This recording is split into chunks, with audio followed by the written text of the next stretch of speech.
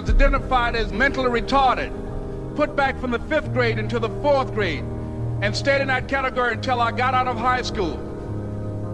I don't have any college training, but I met a high school teacher who one day changed my life. I was waiting on another student, and when he came in, he said to me, "Young man, go to the board and write what I'm about to tell you." And I said, I can't do that, sir. He said, "Why not?" I said, "I'm not one of your students." He said, "It doesn't matter. Follow my directions now." I said, "I can't do that, sir." He said, "Why not?" I said, "Because I'm educable mentally retarded."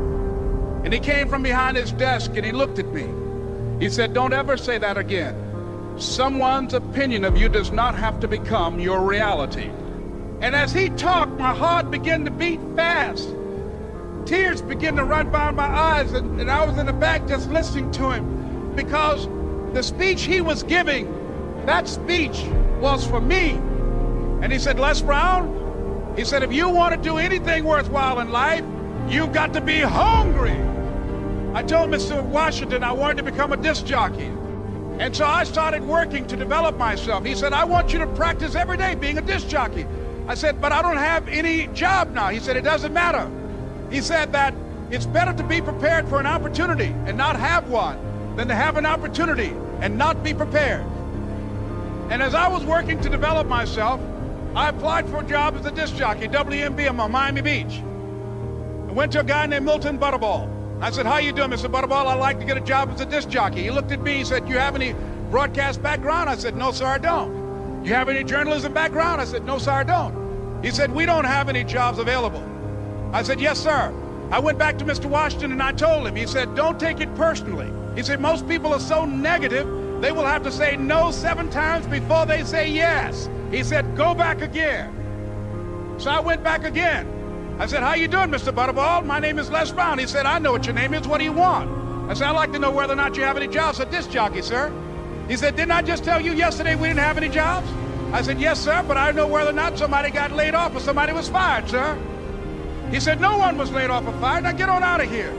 I came back the next day like I was seeing him for the first time. I said, "Hello, Mr. Butterball, how are you?" He looked at me with rage. He said, "Go get me some coffee." I said, "Yes, sir." And I went to get him some coffee. After a while, I would get their lunch and dinner, and I would go in the control rooms and take the disc jockeys their food, and I would not leave until they would ask me to leave. One Saturday afternoon, while I was at the radio station, a guy named Rock was drinking while he was on the air. I was the only one there, looking at him through the control room windows, walking back and forth, young, ready, and hungry. Pretty soon the phone rang, and it was the general manager. And I answered the phone. I said, "Hello?" He said, "Les, this is Mr. Klein." I said, "I know." He said, "Rock can't finish his program." I said, "I know."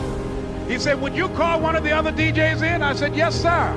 I hung the phone up. I said, "Now he must think I'm crazy." I called my mom and my girlfriend Cassandra. I said, "Y'all turn up the radio and come out on the front porch. I'm about to come on the air."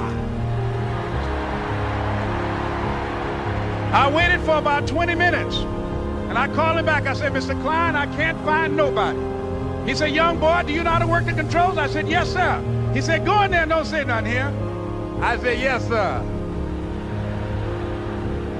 I couldn't wait to get behind those controls. I put on an old Stevie Wonder record called Fingertips. I sat down behind that turntable. I said, "Look out, this is me, LB Triple P, Les Brown, your platter playing papa. There were none before me, and there will be none after me. Therefore, that makes me the one and only. Young and single and love to mingle, certified, bona fide, indubitably qualified to bring you satisfaction, a whole lot of action. Look out, baby, I'm your love man." I was hungry. I was hungry. You got to be hungry.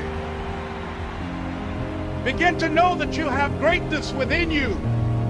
And if just one of you here begin to envision yourselves as being blessed and highly favored to reach your goals, if just one of you capture the essence of what that means, that you have greatness within you and a responsibility to manifest that greatness, that you can make your parents proud, you can make your school proud, you can touch millions millions of people's lives, and the world will never be the same again because you came this way. It was hard, ladies and gentlemen, coming to speak to people. And I was facing financial difficulties in my own life. I was behind on my bills and my dreams, and I'm saying to them, you can live your dream. It was hard, ladies and gentlemen. It was very difficult to pick myself up each day believing that I could do it. There were times that I doubted myself. I used to ask myself, can I do this? And something said within me, you're the one. Don't give up on your dream. By continuing to push forward, by continuing to run toward my dream, that one day I would have my own talk show. It's a long shot, ladies and gentlemen, from Liberty City, an abandoned building on a floor, never knowing my mother or father. It's a long shot. Being here with you today in this dome in Atlanta, it's a long shot. No college training, labeled educable, mentally retarded, but I kept running toward my dream. Don't stop. Don't stop running toward